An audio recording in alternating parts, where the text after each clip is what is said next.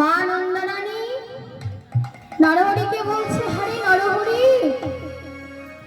আমার গৌ সুন্দরকে পাঠালাম তোদের সঙ্গে খেলা খেলতে। আমার গৌ সুন্দরের সারাঙ্গে ধোলা লাগলো কেন? আরে ধোলা লাগলো কেন?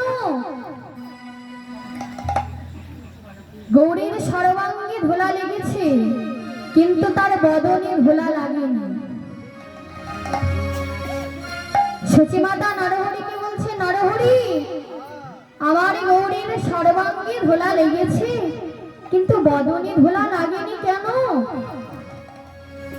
সর্বাঙ্গে ধোলা লেগেছে, কিন্তু বদনে কেন ধোলা লাগেনি?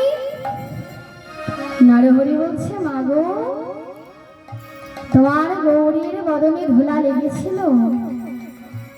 বদনে যদি ধোলা লেগেছিল তাহলে কি হলো? সেই ধোলা কোথায় গেল? সে জানো মা, সেই ধোলা কি হয়েছে? কি হয়েছে?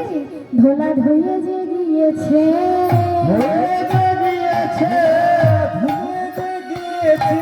ধোলা ধুয়ে যে গিয়েছে,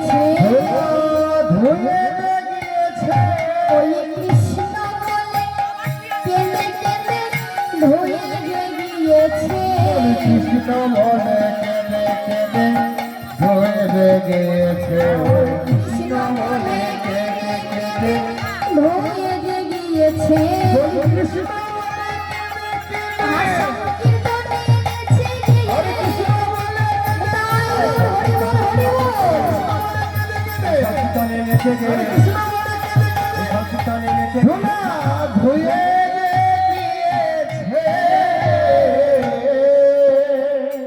নরহরি বলছে, মাগো, তোমার গৌরীর বদনে ধোলা লেগেছিল,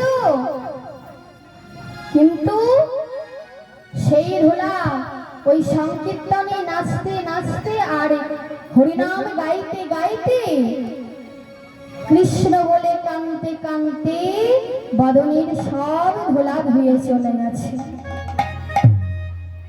সচিরানী নরহরিকে বলছে, নরহরি, আমি তো আমার গৌর সুন্দরকে তোদের সঙ্গে খেলা খেলতে পাঠিয়েছিলাম, তোরা আমার গৌরীর সর্বাঙ্গ